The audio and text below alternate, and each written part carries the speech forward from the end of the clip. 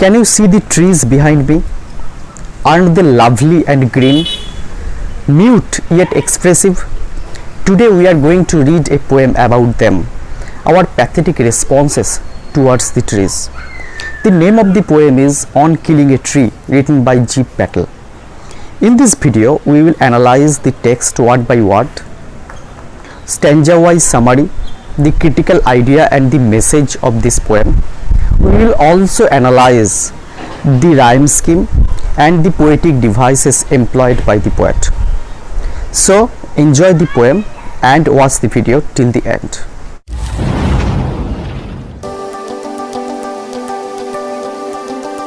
The poem is about cutting down the trees. This is a very popular and much discussed topic, and I am sure you have already read a poem My Own True Family by Ted Hughes about the same theme. But here in this poem, the poet's approach and style is very distinct and something new. Before going to the text directly, let us now know something about our poet Jeep Patel. He is an Indian poet, playwright, painter and also a physician. And we will also notice many medical terms in this poem also, as he was himself a doctor. He is involved in green movement to protect the environment. His poems speak of deep concerns for nature and expose man's cruelty to it. His famous poems include How Do You Withstand Body, Mirrored Mirroring, Post-Mortem, etc. Now come to the title. It is a very simple one. You see that it is On Killing a Tree, about cutting down of trees. But this title here has two layers of meaning. One is literal meaning, that means the surface level meaning, and the other one is deeper one, that means metaphorical meaning or figurative meaning. Literally, the title clearly tells us how a tree should be cut in proper method. We should be very meticulous and careful in this act of killing a tree. So, in prima facie, the poem looks like as if a woodcutter's guide, a training manual, so to say. Here the poet employs actually a reverse psychology. What is reverse psychology? Reverse psychology is a technique telling one something to do, but actually the person asks him to do just the opposite. It is also a medical term. For example, if one sends you a video and at the title of this video he writes, "Don't watch this," that means he actually wants to tell you to see and watch the video. He tempts you to watch this video, but just says the opposite in the very beginning. Here also the poet by this title means and protests against the deforestation. Figuratively, the title evokes a sense of loss and pathos. So in fact, this poem is a criticism against deforestation, defying the eternal bond between the human beings and the trees. Men are greedy and this act is akin to brutal murder. So the title is also ironical, as it brings forth our systematic and inhuman destruction of nature. Now come to the text. This poem is divided into 4 separate stanzas. The first 2 stanzas carry 9 lines each. The third stanza has 11 lines, while the final one has 6 lines. So the entire poem has 35 lines. Now look at the stanza 1. What does the stanza 1 say? It takes much time to kill a tree.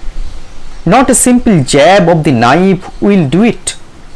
It has grown slowly, consuming the earth, rising out of it, feeding upon its crust, absorbing years of sunlight, air, water, and out of its leprous hide sprouting lips. At first, look at some difficult word meanings. Jab means a sudden hit with a knife or any sharp pointed object. Consuming means devouring or eating. Crust means top layer of soil or earth. Absorbing means soaking or sucking liquid. Leproside means rough and discolored tree barks. Sprouting refers to the budding, shooting or spreading. Look, the entire poem is ironical and sarcastic. By writing what we shall do and should do, the poet actually wants us what we mustn't do to the trees. I told you just a little while ago that this is reverse psychology. So look at the poem. It takes much time to kill a tree, not a simple jab of the knife will do it. At the very outset, the poet admits that the whole task of killing a tree means meticulous planning and time. The poet here compares trees' destruction to that of human beings. But there is a difference. While a man can be killed very easily with a simple jab of a knife, the trees need more skill and perfection. You can't kill them simply by a sudden blow with a knife. It is a hard job. It is a laborious task. That means the trees have greater tenacity and strength than most of the human beings. Look at the next lines. It has grown slowly, consuming the earth, rising out of it, feeding upon its crust, absorbing years of sunlight, air, water. So in these lines, the sensitive poet gives the full details of the growth of a tree with time, how the tree grows with years. In these lines, the poet portrays the trees as a child of Mother Earth. A small sapling becomes a full-grown tree slowly by drawing its nourishment from the Mother Earth, like the sunlight, air, or water from the nature for years. Look at the word crust. Here, the crust also has a biblical reference to bread. You remember Christ gave bread and wine to his disciples.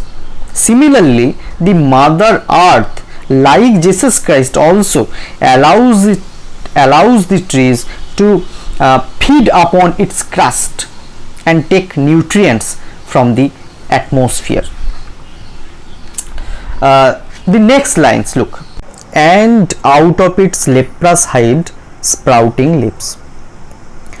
Look at the phrase leprous hide. It is a metaphor, means a hidden comparison. The comparison is not seen clearly, but there is a comparison.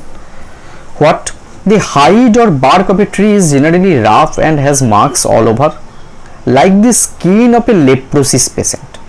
So the poet compares this tree bark with the skin of a leper, that is sick and discolored. And from there, that means from the barks of the tree, spreads and sprouts leaves and boughs. So as it takes years to flourish, the tree can't be simply killed with a single stroke of the knife. Remember very well that here the poet minutely describes the growth of a tree just to hint at the perversity and tragedy of the action of killing a tree. At this point, I request you to read a beautiful short story about this same theme, the agony of killing a trees, but at personal level. The name of the story is The Axe, written by R.K. Narayan. In this story, there was an old gardener. His name was Velan. He spent his entire life planting and nurturing the trees in that garden. But one day his master, very rich, and he sold the whole property, including the garden, to another rich man, a heartless man. And suddenly the woodcutters one day came to cut all the trees. Then sad Velan cried and said to them, fold-handed, what did he say? This is my child. I planted it. I saw it grow. I loved it. Don't cut it down, he said. But the other woodcutters said, but this is our company's orders. What can we do? Then helpless Velan pathetically requested them just one thing, to wait until he left the place. He said, don't cut yet. I am still within hearing. Please wait till I am gone further. Thus the story ended. It is a very touching tale of caring for the trees, which we often forget and just don't care about. Now come to the meaning of this stanza. The poet at the very beginning admits and reminds us the fact that the trees are living things. Unlike the human beings, the trees don't die with a simple jab of knife. A tree grows gradually, taking sustenance from the soil, sunlight, water and air to grow into a big tree with numerous leaves and strong trunk. The phrases like consuming the earth, rising out of it, feeding upon the crust, absorbing years of sunlight are suggestive of its life and activity. Now come to the second stanza. So hack and chop, but this alone won't do it. Not so much pain will do it. The bleeding bark will heal, and from close to the ground will rise curled green twigs, miniature boughs, which, if unchecked, will expand again to former size. Firstly, look at some difficult word meanings. Hack means cut, chop means cut into pieces, bark means skin of a tree, heal means cure or recover, curled means twisted, twigs means small branches of a tree, miniatures means tiny, very small, boughs means large branches of a tree, unchecked means uncontrolled, and expand means spread or develop. So hack and chop, but this alone won't do it. Not so much pain will do it, the poet says. The conjunction so is like a hammer hitting the reader's heart in the very beginning of this stanza. That means even after knowing all the facts and usefulness of the trees, you still want to cut down the trees. But you should be very cautious, because you should not only hack or chop. That means even having been subjected to so much pain, the tree will refuse to die. And here it refers to the task of killing a tree. There is a very popular James Bond movie. The name is License to Kill. Here also the poet as if trains us before giving a license to kill the trees. The next lines, the bleeding bark will heal. The poet here points a brutal picture of murdering a tree. The poet here uses a pungent metaphor here. as blood comes out from the human wound, similarly, when a tree is cut, it emits a white sap, which naturally cures a tree with the passing of time. Here the poet, needless to say, strongly protests against this inhuman torture, the heinous crime, through this unique and ironical criticism. This is very obvious. Now next lines. And from close to the ground will rise curled green twigs, miniature boughs. Once the wound heals, new branches and tiny green leaves grow from close to the ground of the tree, and they are just smaller version of the big trees. Miniature boughs means the branches, that means the green tiny leaves are just the smaller version of big branches of a tree. Here I want to tell you about a very popular and very splendid poem, Bengali poem by Shukanto Bhattacharya. The name of the poem is Agami. It is a long poem. It reads, ক্ষুদ্র আমি তুচ্ছ নই, জানি আমি ভাবি বনস্পতি, বৃষ্টির মাটির রসে পাই আমি তার তো সম্মতি। সেদিন ছায়ায় এসো, হানো যদি কঠিন কুঠারে, তবু তোমায় আমি হাতছানি দেব বারে বারে। ফল দেব, ফুল দেব, দেব আমি পাখির পূজন, একই মাটিতে পুষ্ট আমি তোমাদের আপনজন। So the trees are our own true family. They are not very different from us. They are not others. So we should be very careful in our approach towards them, and the miniature boughs are just the future big branches of a tree. So here obviously shows the nature's resilience, means as you human beings recover injuries, a tree can also it has the capacity to survive from the merciless attacks with its inner force and stability.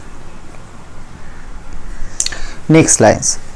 Which if unchecked will expand again to former size. Again the poet is sarcastic and angry at the same time. If the green twigs are not cut or destroyed in proper time, it will again expand and spread itself to its former size. Thus the sprouts keep its life and renew the circle of a tree. So if you want to destroy it completely, no scope for regeneration with new leaves should be given.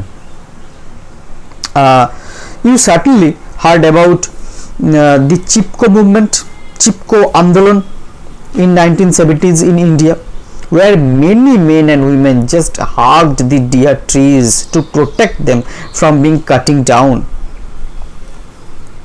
Such should be our attachment towards the trees, but we forget this more often than not and just carry on our brutal murdering of the trees. Now come to the meaning of this second stanza. Cutting down trees is a shocking affair, but Mother Nature equips the trees with a power to heal themselves. One may try to kill a tree by poking and cutting, but in vain. The tree comes round quickly and re-expands to its former size with its resilience and stability. Now look at stanza 3. No, the root is to be pulled out of the anchoring earth. It is to be roped, tied and pulled out, snapped out or pulled out entirely, out from the earth cave, and the strength of the tree exposed. the source, white and wet, the most sensitive, hidden for years inside the earth. At first, look at the word meanings. Pulled out means took up with force. Anchoring earth here refers to the protecting mother earth. Snapped out means chopped out. Earth cave here refers to the hollow earth when the root of a tree is pulled out. Exposed means disclosed or revealed. The first line, no, just one word makes the whole line. A strong no. The poet firmly reiterates that in this way you can't destroy a tree. It also indicates the poet's strong objection to the idea of deforestation, as if he trembles in fear, in pain at the sight of killing a tree. So he utters just no. Next lines. The root is to be pulled out of the anchoring earth. A tree which has grown up over the years cannot be destroyed so easily. Actually, the true power of a tree is in its roots. The actual strength of a tree is hidden inside the roots, which must be uprooted from the soil. Here the anchoring earth means the mother earth, who anchors and protects the firm root of a tree. There is a metaphor here. Metaphor means, I told you previously, that hidden comparison. In fact, as a child is secure and gets nourishment from the mother inside the womb through umbilical bond, similarly, the root acts like that umbilical bond between the tree and the mother anchoring earth. Okay, the next lines. It is to be roped, tied and pulled out, snapped out or pulled out entirely out from the earth cave. Here our poet Patel also prescribes a remedy. So what should we do? The root of a tree is to be tied with a rope and pulled out entirely from the soil. Thus it creates a hollow space in the mother earth's lap. The earth cave here means the hollow space when the root of a tree is snapped out. So needless to say, by doing such inhuman activities, we are actually digging our own graves in future. There is no doubt about it. The next lines. And the strength of the tree exposed, the source, white and wet, the most sensitive, hidden for years inside the earth.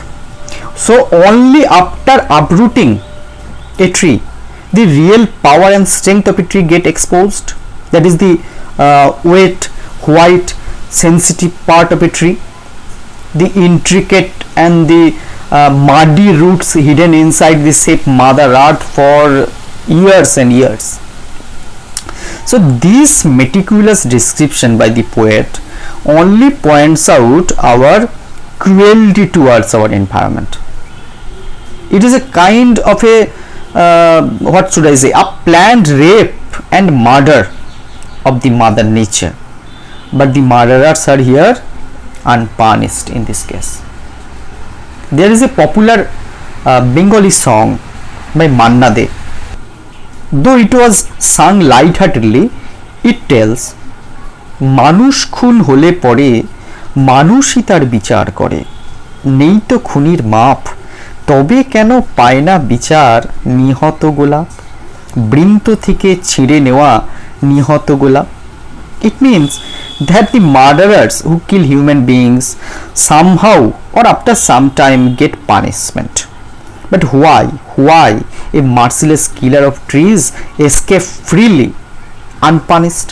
In fact, our mindset here needs to be changed at first. If we want to protect these life-saving trees, our mindset must be changed immediately if we want to make this blue earth more and more beautiful. Anyway, now come to the meaning of this stanza. The sensitive poet here asserts that in order to kill a tree completely, it has to be uprooted.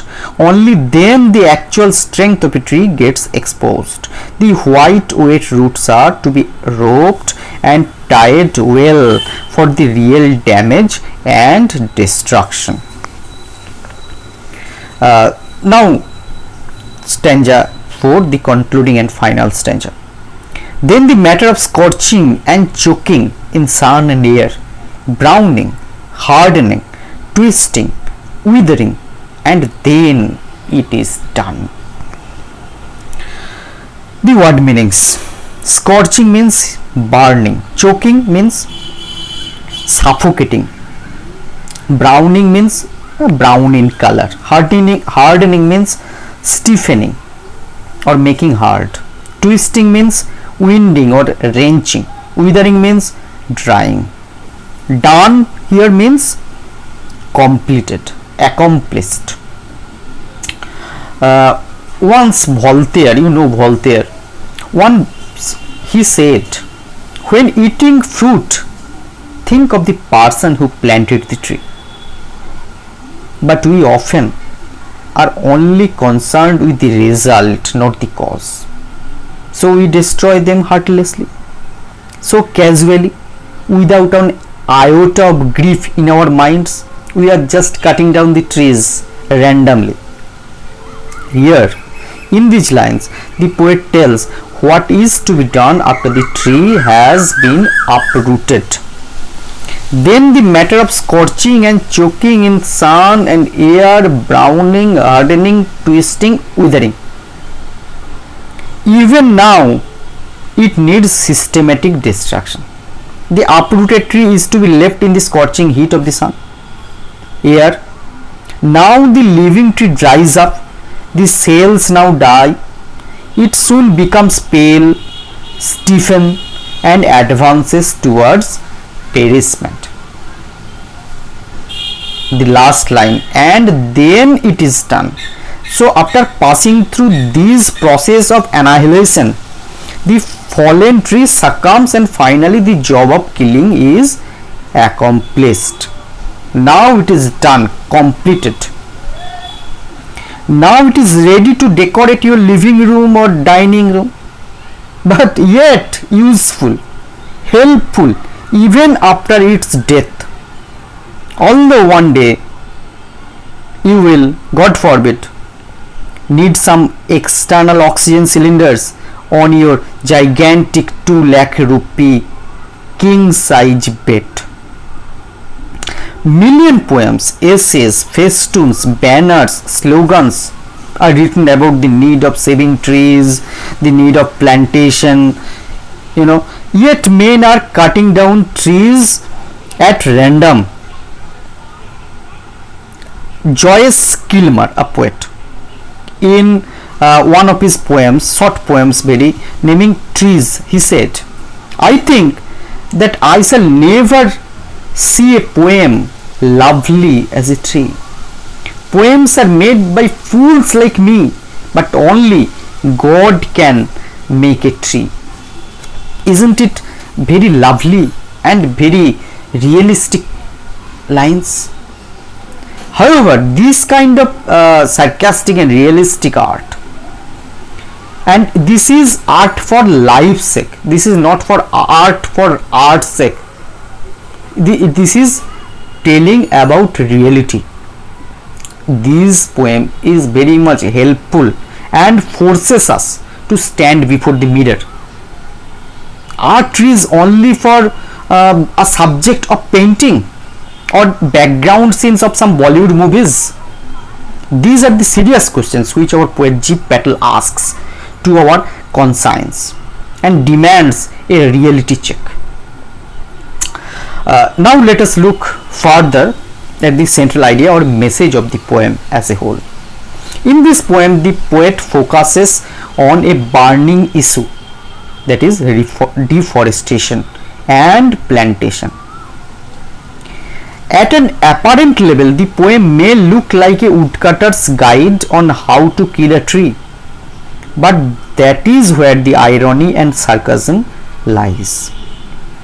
Here the poet actually unveils and exposes the unwise and cruel side of urban civilization. The central idea is to make the readers realize the pain and agony that a tree undergoes against human destruction. Thus, the poem tries to arouse our awareness towards environmental issues, the depletion of the earth's greenery through rampant and systematic deforestation. Now have a look at the rhyme scheme and the rhetorical part of this poem. The poem is written in free verse, so there is no rhyme scheme in this poem. Actually, it is a syncopated rhythm where we can find a disturbance or interruption of the regular flow of rhythm throughout the poem. Now look at some poetic devices employed in this poem. The first one is metaphor. What is metaphor? It is indirect or hidden comparison. Look at stanza 1. The phrase leprous height. The pale and rough bark of a tree is compared to the discolored skin of a person suffering from leprosy. So it is an example of metaphor. Again in the second stanza, look at bleeding bark.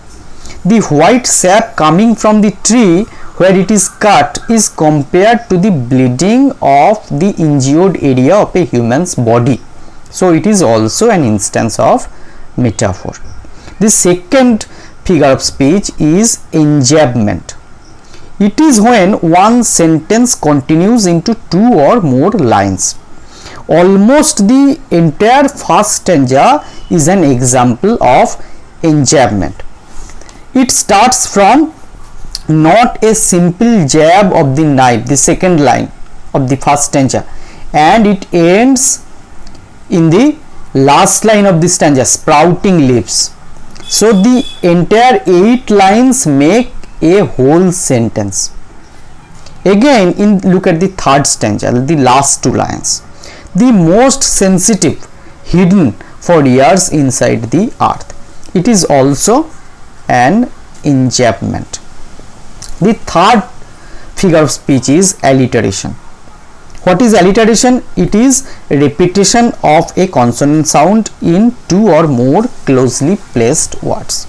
Bleeding bark also, again in the second stanza, bo sound is repeated. White and wet in the third stanza, the w sound is repeated. The fourth figure of speech is repetition. When a word or sentence is repeated for the sake of emphasis or stress to the idea, it is repetition. In the third stanza, pulled out is repeated twice, so it is clearly a case of repetition. So this is your poem. Hope you understand and enjoy it well. Thank you. Take care of yourself and also take care of the trees. Goodbye.